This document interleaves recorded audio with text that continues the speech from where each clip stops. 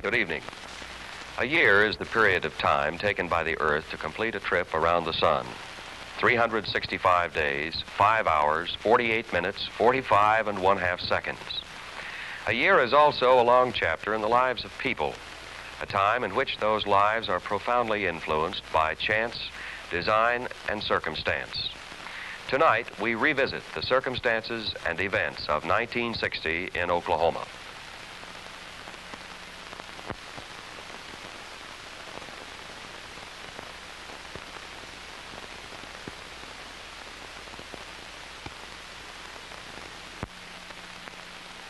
Someone once said that news is only history in a hurry. But for 1960, the hurry is almost over. In just over 24 hours, the year 1960 will end, taking with it an amazing tale of men and their follies. But now, while there is still time, let's look at 1960 and remember. Where were you 1 year ago tomorrow night? Or can you recall? Well, you had good reason to celebrate. After all, this was the opening of the soaring 60s, and New Year's Eve was the time to soar. You certainly had lots of company. And politicians were the soaringest of all. Among them, Governor J. Howard Edmondson.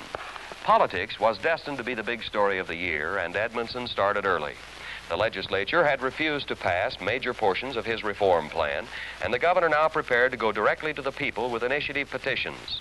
So while the kids played on the mansion swings, their parents were busy inside, attending a series of open house receptions and brewing up strategy for the approaching petition campaign. On January 19th, Edmondson walked down the Capitol Hall, followed by a cart carrying the first of the petitions, while curious clerks looked at the stacks of paper which would so drastically affect the next 12 months. As I've maintained many times before, I don't think that the petitions, although some of the people seeking control of the Democratic Party believe to the contrary, I don't believe that the petitions have anything whatsoever to do with Democratic organization any more than it does with Republican organization. Not everyone agreed. One of them was Governor Gary's former press secretary, Marty Howin. As spokesman for county commissioners and Oklahomans for local government, Howin launched a hard-hitting attack. The Attorney General ruled state employees could not vote in party meetings, and Howin and Edmondson were off. The General was stupid. I think the Attorney General rendered an opinion in keeping with the facts in the case, and I think the Attorney General rendered an opinion which is exactly what the governor would have wanted on the basis of what he said as a candidate more than a year ago.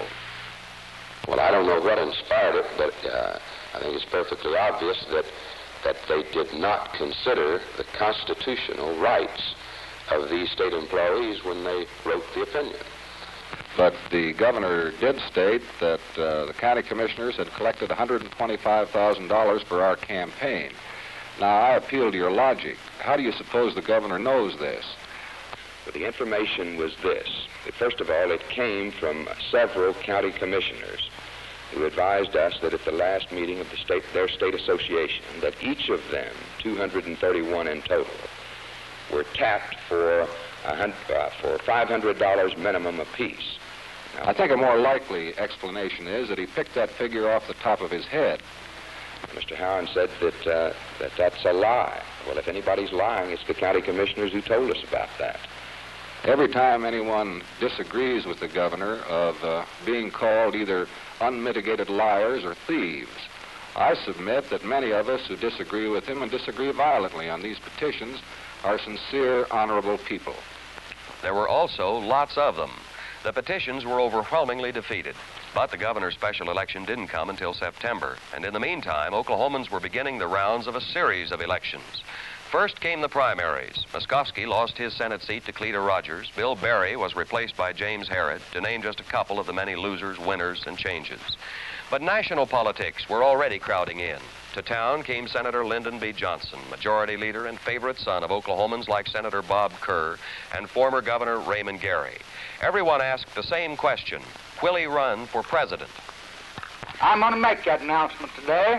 I am an avowed candidate.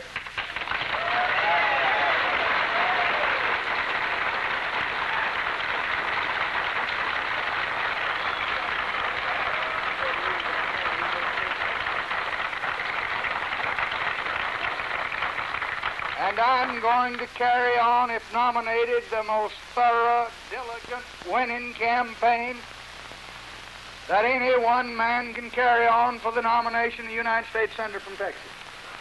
The question changed from will he run to what did he say? Months later at the Texas convention in Austin, it was still unanswered. Cannot at this time go through the formality of making an announcement. Nevertheless, LBJ was on the way, headed for Los Angeles. Ernie Schultz was there. At the Democratic convention, it was hard to tell the players without a scorecard, especially among the Oklahomans. Governor Edmondson was plugging for Jack Kennedy, but the governor's enemies had taken control of the Democratic Party.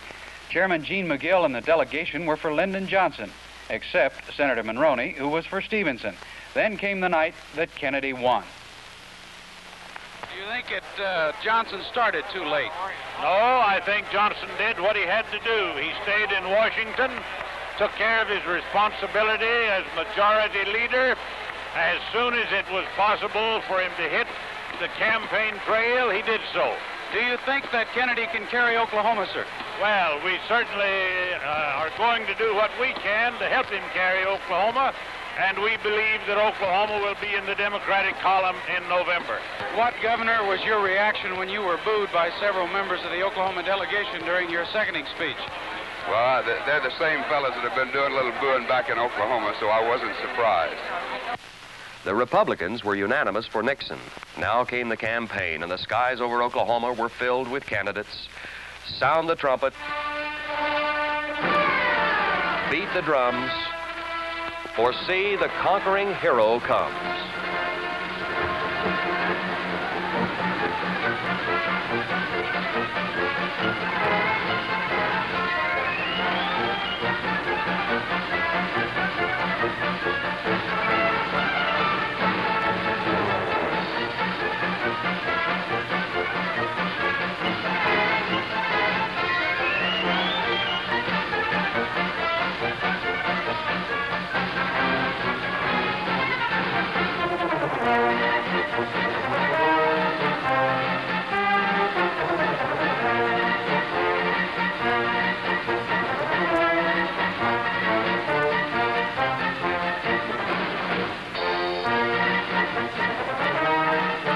Senator Johnson came back to Oklahoma, this time as vice presidential candidate Johnson, and inevitably an Indian chief.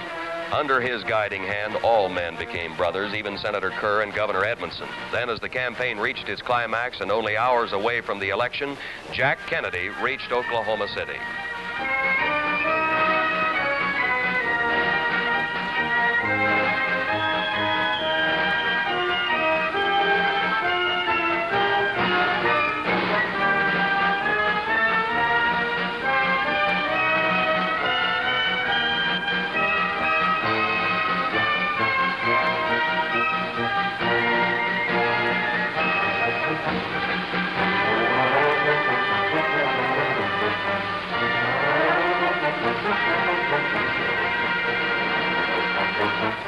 The people were ready to vote, and vote they did.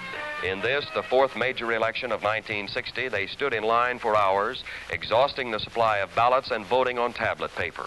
In all parts of the state, Oklahomans went to the polls and once and for all showed their hand. But other hands were busy now, and they were apprehensive hands. Almost everyone had given Oklahoma to Nixon, privately at least. Now came the test. As the evening wore on here at WKY Television's election headquarters, the totals grew until they approached a landslide. A landslide for Republican Nixon, the greatest margin since 1928. Late that night, Governor Edmondson was understandably bitter. Governor Gary very definitely never was as forceful as he should have been for the presidential nominee, Senator Kennedy. I think he definitely stayed behind the log. And I think that Bob Kerr, by the same token, waited too late also. But when 1960's last election was finally over, maybe you felt like Bill Beebe. But not all the events of 1960 were political in nature, as we shall see in just a moment.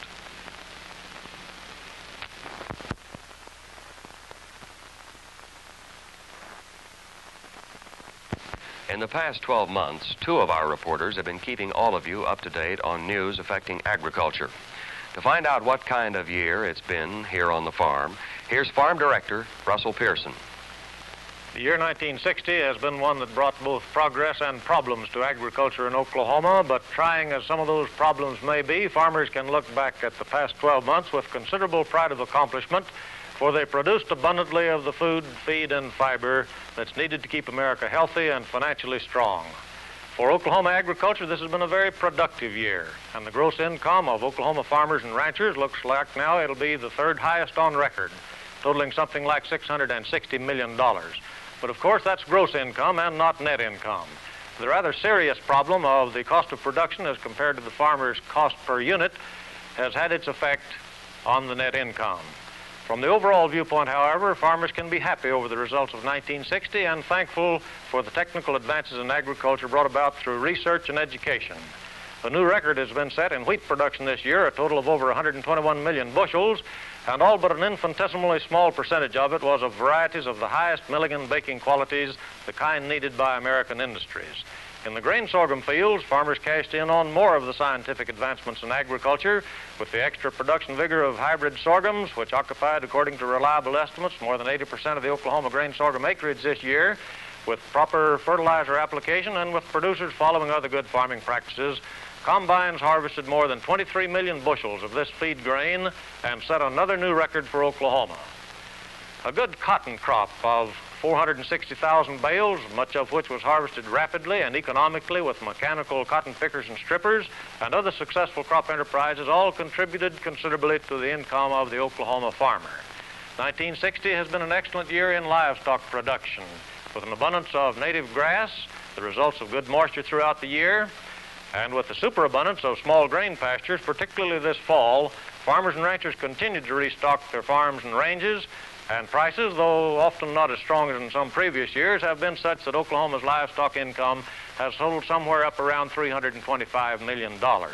So, though it's had its rough spots, for agriculture in Oklahoma, 1960 was a year of considerable progress, the benefits of which will be reaped in the future not only by Oklahoma's agricultural population, but also by the rank and file of consumers, the farmer's very valuable customer.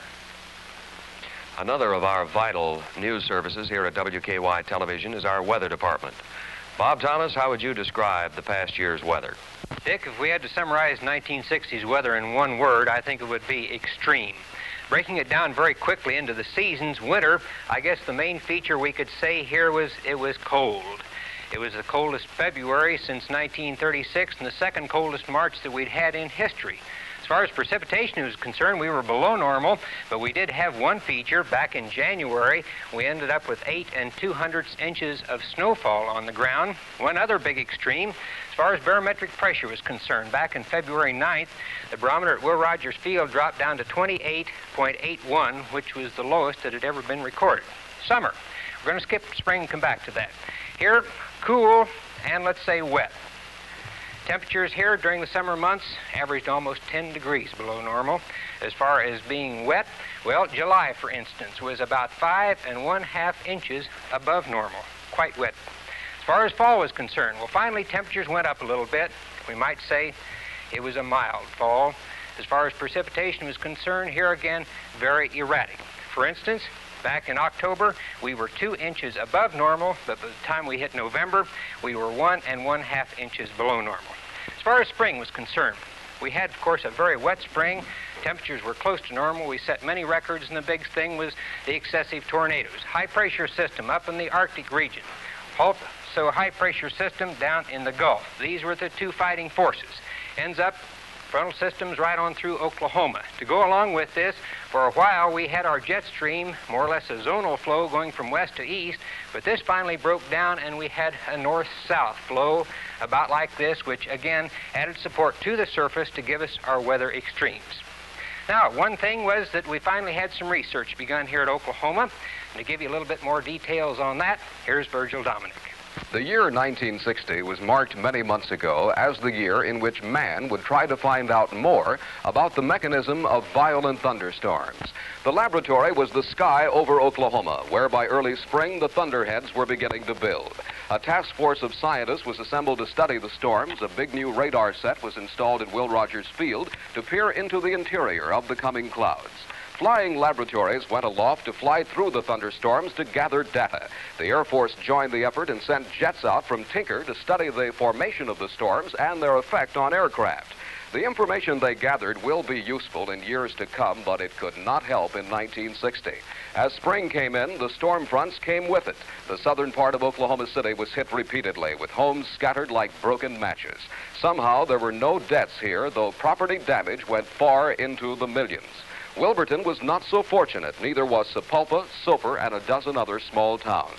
The pleasant month of May was worst. In that month alone, there were 61 tornadoes reported on the ground in Oklahoma. 31 persons were killed and 241 others injured. Property damage in May amounted to $6.5 million. The grim total for 1960 was 34 persons killed and 314 injured, and the Weather Bureau recorded 99 funnels on the ground. This was not a record number of confirmed tornadoes. We had more in 55, 56, and 57, but it was the greatest number of deaths since 1947 and the second greatest property damage total in history. More than one Oklahoman could sympathize with one farmer who came up out of his storm cellar, looked around his storm-racked farm, and commented, "Well, I guess all these buildings blew away. They were gone when I come out." As the Weather Bureau's tornado research continues, perhaps one day we will find a way of preventing at least the tragic loss of life. One thing for sure, without the Weather Bureau's warnings and the hard work of our own weather staff, the loss of life would have been much higher. Money talks, and it also makes news. For a report on Oklahoma's economy in this first year of the soaring 60s, here's newsman Ernie Schultz. Like most other states, Oklahoma's economy didn't exactly soar this year, but it didn't sag much either. The FAA Center here in Oklahoma City continued to grow, training thousands of students from all over the world. In southwestern Oklahoma, construction was booming on a complex of Atlas missile launchers, all buried deep in the ground surrounding Altus Air Force Base. Military spending continued high at Tinkerfield, Fort Sill, and Clinton Sherman Air Force Base. The ribbon was cut on Oklahoma's largest suburban shopping center one cold day in March, and Penn Square joined the ranks of dozens of others serving the sprawling suburbs. Downtown merchants waited until warmer weather to launch their counterattack. Then they turned Main Street into a flower-lined mall, complete with wandering troubadours and sidewalk artists. A much more serious problem came to downtown merchants during the summer when Negro citizens reopened their drive to obtain equal rights at several lunch counters and restaurants. After sit-in demonstrations failed to win concessions from the owners, the Negroes organized an economic boycott of all downtown stores. Pickets appeared carrying signs appealing to residents to avoid the stores. Other cities experienced the same kind of problem, and the boycotts were much more successful in cities like Nashville than they were here. There was no violence, no mass arrests, and this seemed to act as a damper on the demonstrations.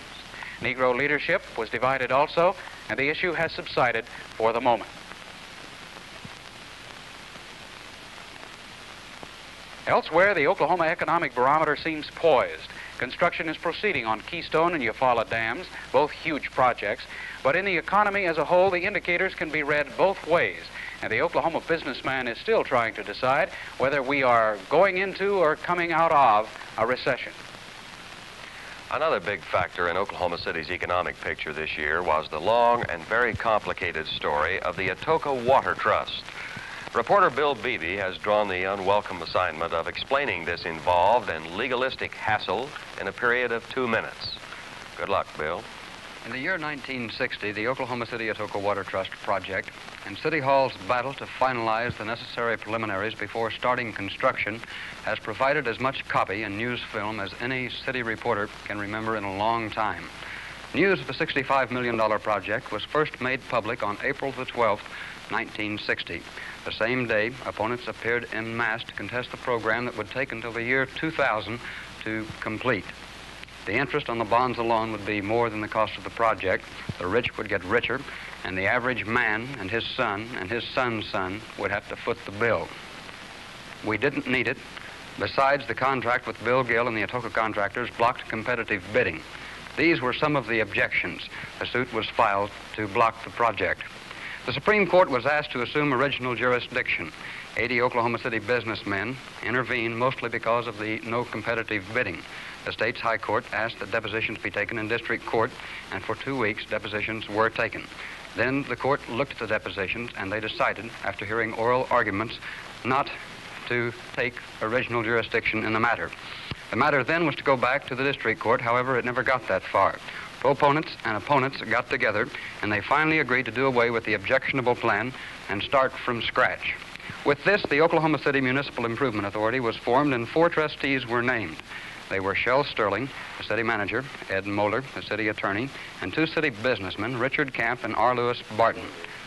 The new trust was drawn, one that called for competitive bidding, and the 4 men began new studies of engineers' reports and feasibility reports.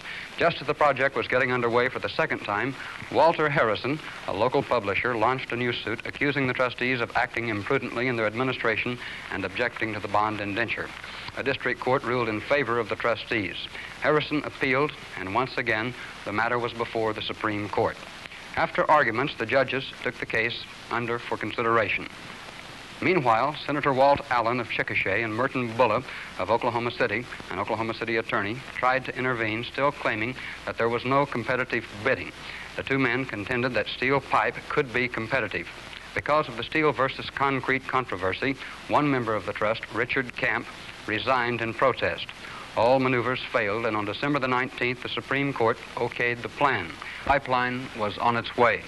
Throughout the battle, proponents had insisted that the water from Atoka was necessary if Oklahoma City is to attract industry and keep up with the 20th century. As for the rate increase, which will be 50%, the men in favor of the project claim that in a matter of time, the rates will, after going up, go down and be even lower than they are now. Besides that, a special fund that will be fed by the increase will, they claim, provide more funds, more revenues for the city. To this, the opponents say that's just another way of increasing taxes. That, Dick, is a rather skimpy look at the Atoka pipeline story. Regardless of what it is or what it does, or how much it costs or who pays for it, construction will begin about March the 1st, 1961. While Oklahomans were weighted down with those problems, they were also playing. For a wrap-up on what they played and some of the final scores, here's Ross Porter.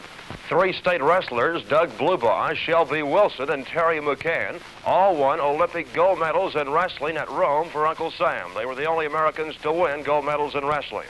In the college competition in wrestling in 1960, Oklahoma State won both dual meets over Oklahoma. But the Cowboys had eligibility problems, and the Sooners came on to win the Big 8 and NCAA titles. It was also the year in which the NCAA placed the University of Oklahoma on indefinite probation. When athletic director Bud Wilkinson returned from a trip to Hawaii, shortly after the penalty was assessed, WKY-TV was there. The university's position has been one of wanting to cooperate with the NCAA and of trying to cooperate with the NCAA, and I'm sure that we will continue to do so. It was also a good year for golf in Oklahoma. Glenn Fowler of Oklahoma City won his 3rd straight amateur trophy, something that hadn't been done in 40 years. When the pros came to town, Art Wall ripped apart the Oklahoma City Twin Hills Country Club with 14 under par rounds of 65 and 63 to lead the nation in qualifying for the National Open. Later that same week, 4 players were tied for the lead in the 72-hole Oklahoma City Open with only 5 holes to play. But Gene Littler birdied the last 3 holes to win the $30,000 tournament. Arnold Palmer finished 3rd behind Wall. In basketball, the Phillips 66ers won the National Industrial Basketball title, but lost in the AAU playoffs. The Oklahoma Sooners were the only member of the state Big Four in college ball to win more than they lost, but they finished in 3rd place in the Big 8 Conference, 1 game behind Kansas and Kansas State. Enid and Stillwater won the big high school prep titles in '60. In track, a technicality cost OU's J.D. Martin the world's pole vaulting record. After apparently clearing 15 feet 9 3/4 inches, it found that only the bar was placed in the wrong position. OU also broke Kansas's stranglehold and won the indoor track for the Big 8 Conference. In baseball, the Tulsa Oilers won the Texas League playoffs and beat Mexico City in the intra-league playoffs also. In tennis, Gene Land of Oklahoma City continued to be the best amateur in the state, but young Billy Higgins of Lawton showed tremendous improvement. In the fall, OU's football fortunes dipped to an all-time low under Bud Wilkinson as the opposition toughened up. OSU played for the first time in the Big 8 Conference, but both the Sooners and Cowboys could win only 3 games this fall. Tulsa was better with a 5-5 record, but the real state powerhouse was Langston, which won 10 straight games, extended a winning streak to 16, and went to the Orange Blossom Football Bowl, where Florida A&M spoiled things with a 40-26 victory. Midwest City, Seminole, Choctaw, and Beaver won the state high school divisions. And that was the Oklahoma sports picture in 1960. During this year of 1960, the reporters of WKY television exposed over 750,000 feet of film in bringing you the news 3 times a day.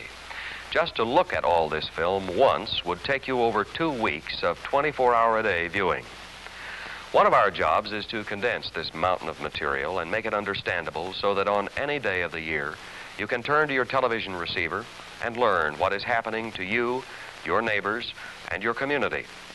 This is not an easy task, and it is made more difficult almost daily by some people who seek to deny the public's right to know. This year, television was excluded from our state courts because our lawyers objected. You and I are poorer because of this exclusion, for if the day should ever come when you cannot turn to your television, radio, or newspaper for a complete picture of your community, you will have lost any chance of control over that community, and all manner of abuses will be launched in your name. The news you see each day on WKY television is produced by a wonderful group of reporters, some you never see. I'd like for you to meet them all. Ernie Schultz, Cliff Adkins, Bob Grant, Bill Beebe, Scott Berner, Jim Williams, Virgil Dominic, Nelson Robinson, Houston Hall, Gene Allen, and Jerry Manning.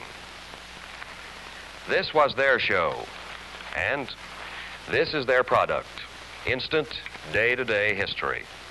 Your history. History which maketh the young man to be old without either wrinkles or gray hairs, privileging him with the experience of age without either the infirmities or the inconveniences thereof. Thank you, and Happy New Year to you all.